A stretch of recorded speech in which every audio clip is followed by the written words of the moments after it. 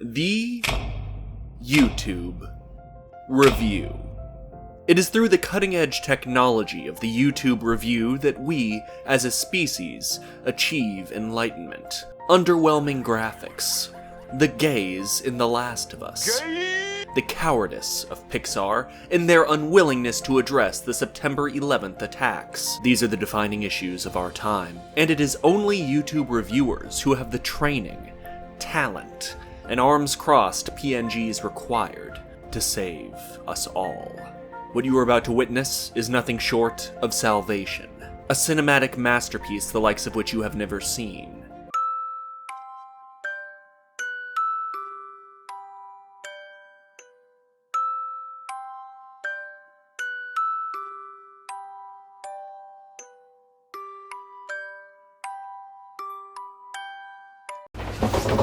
Elden Ring is the newest action RPG developed by From Software and published by Bandai Namco Entertainment. It was directed by Hidetaka Miyazaki in creative collaboration with fantasy novelist George R.R. Martin. Rise, Tarnished! Be guided by grace to the Elden Ring so you can become the one true Elden Lord of the lands between. It's big Dark Souls, and also like Breath of the Wild, and it has performance problems on PC. And there's no quest log. Casual gamers beware. This game is for hecking hardcore gamerinos. 9 out of 10. We need to talk about our relationship. 7 out of 10. Before we begin, allow me to paint you the full picture. All people come here for the same reason. To break the curse. You're no different, I should think. Doesn't stand a chance. Well, you never know. Oh, I'll fool you no longer.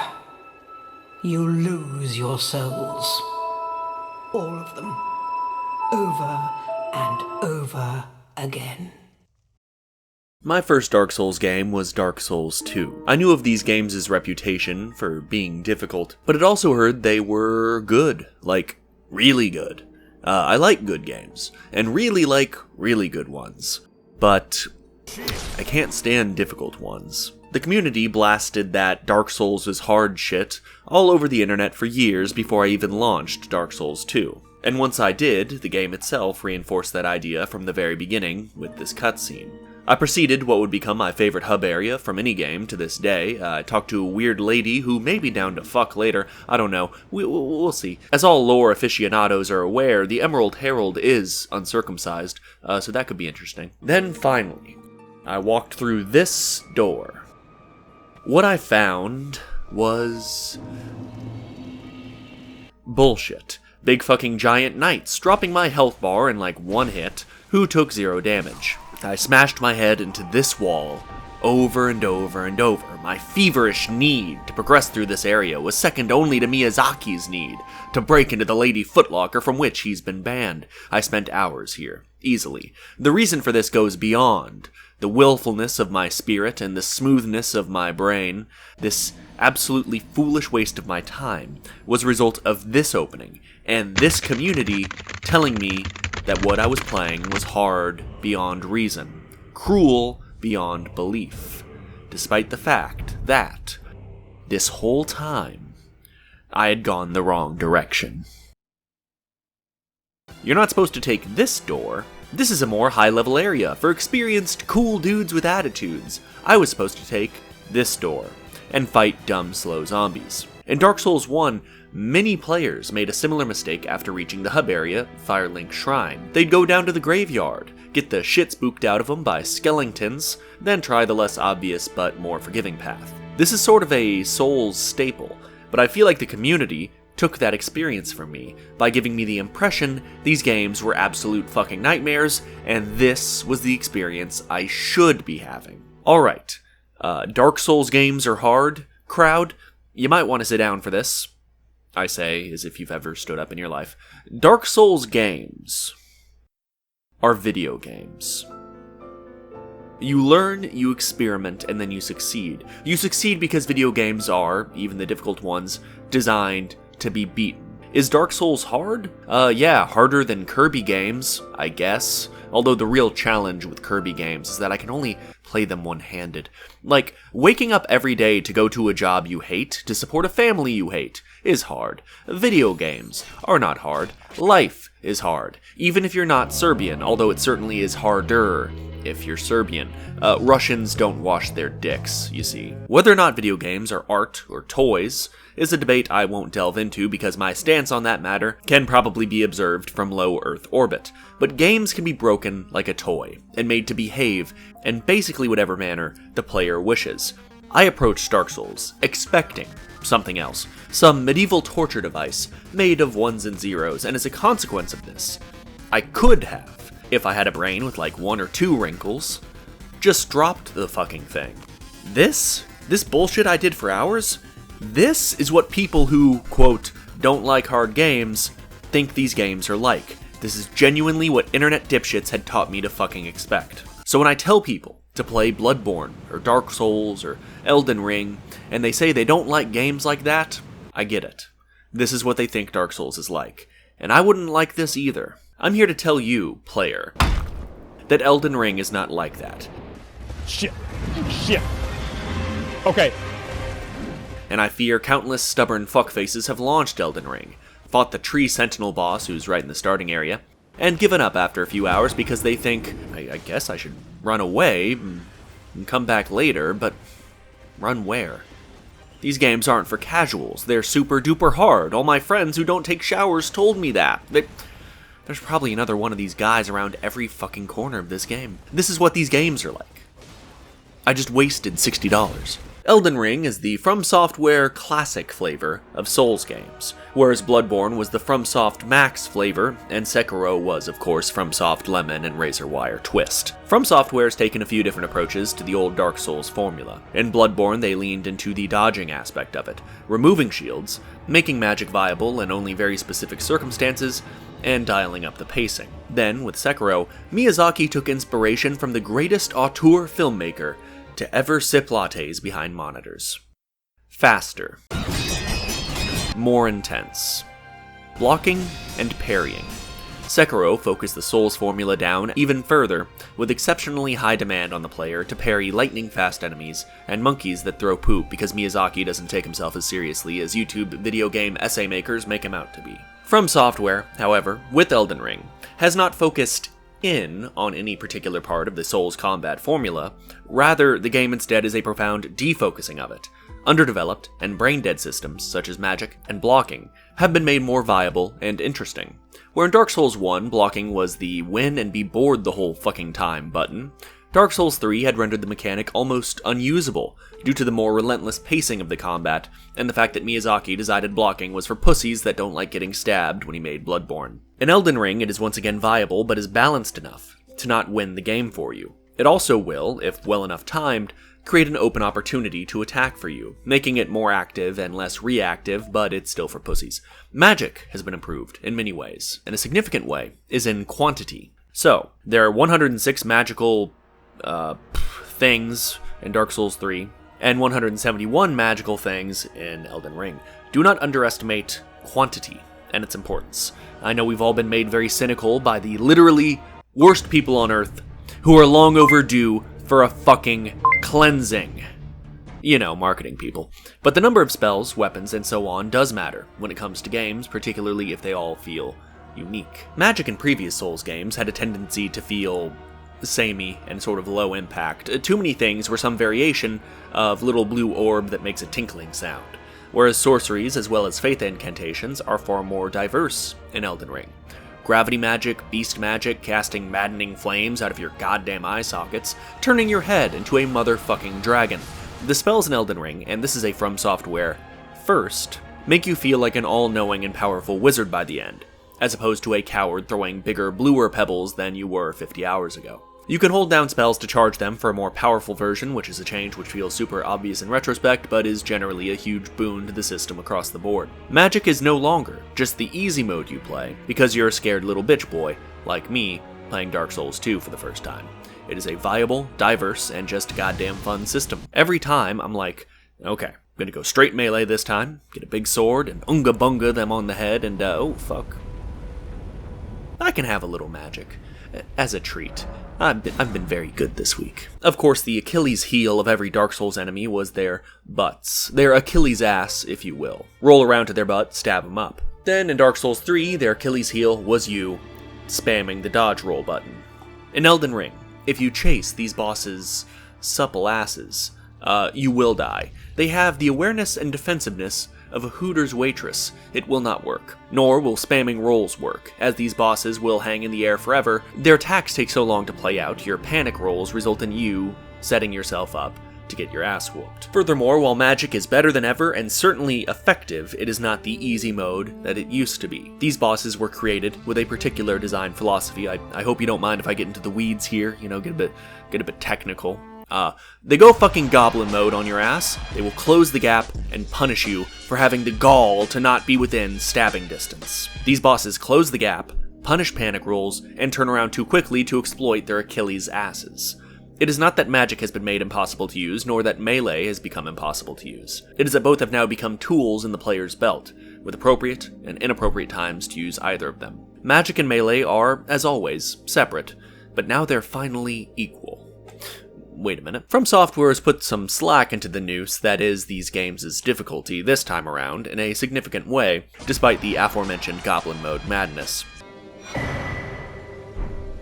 You can spawn in the spirits of what are usually enemy NPCs. To do so, you need to find spirit ashes, and they come in many flavors. Most of the hostile NPCs in this game can be summoned if you find them, and also can be strengthened using a material called Ghost or Grave Glovewort. I like this change a lot, as summoning in help always used to be hit or miss. God only knows if you're calling upon Jorge the Soul Eater, who hasn't left his apartment in 6 months, or Steve Fatroller, the manager of Polygon's Twitter account. What used to be random chance is now tied directly into player progression.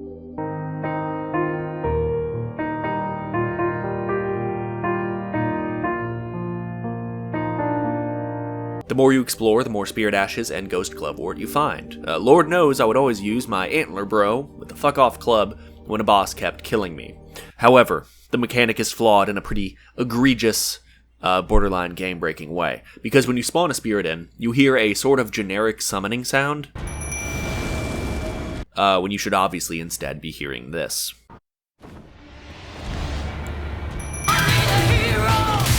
Rounding out the new and improved combat system is Ashes of War, which are a variety of swappable abilities tied to weapons. I really wanted this one that I saw someone using on not Reddit. It was not on it. I think I saw it on like a dark web furry porn forum or something like that. But it can only be obtained by killing a boss, which could one-shot me. However, it was no match for my unparalleled gamer skill.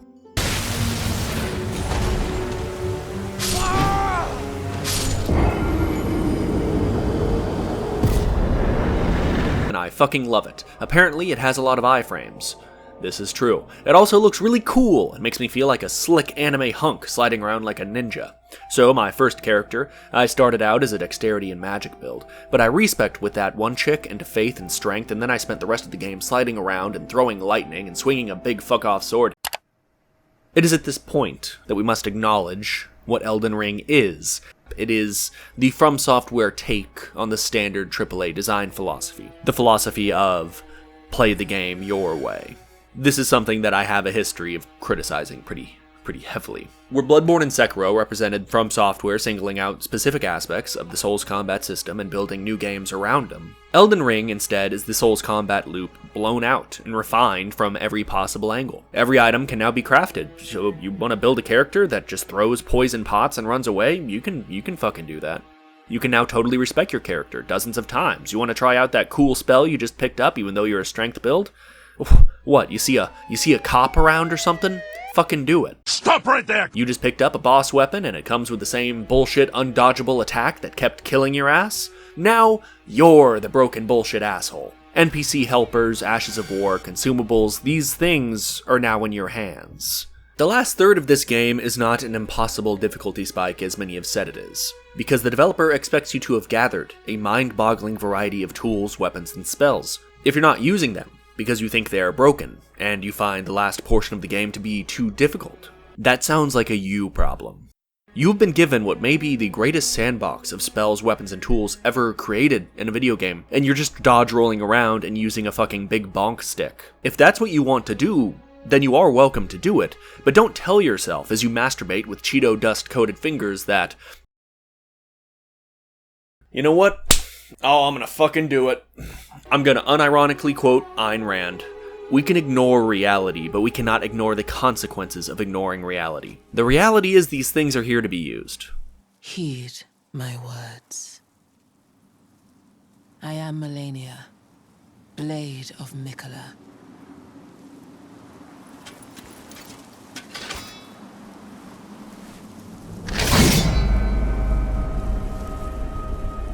And I have never known defeat.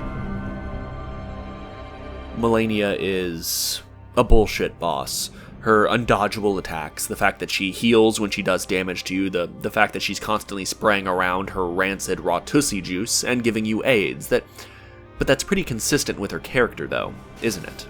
In the lore, she cheats. She has never known defeat, because just when she was about to lose, she dropped a disease nuke and destroyed an entire region of the map before she ran away. Elden Ring, like all FromSoft games, is really good at that, characterizing a boss through their fight. This is something I've talked about before. Godric grafts dozens of arms onto himself, and this makes the fight more interesting because he has a flurry of very fast and also very slow attacks. But this, in combination with his constant bragging and the fact that he has to graft a dragon head onto his arm in order to continue the fight, all imparts this sense of insecurity, of overcompensating. Yikes. What strength he has been stolen. Godric is weak. Radahn is broken. Morgott is proud. And Melania is a fucking cheater. She's got a broken-ass build. And sure, you can fight her all honorably, which, in a Souls game, is naked with a big stick. But I spawned in a Mimic Ash because I needed a fucking hero. And I spammed the Moonveil Katana's Ash of War because, brother, Melania comes to this fight with a strap on, so if you don't show up packing some serious schmeat, you're getting fucked.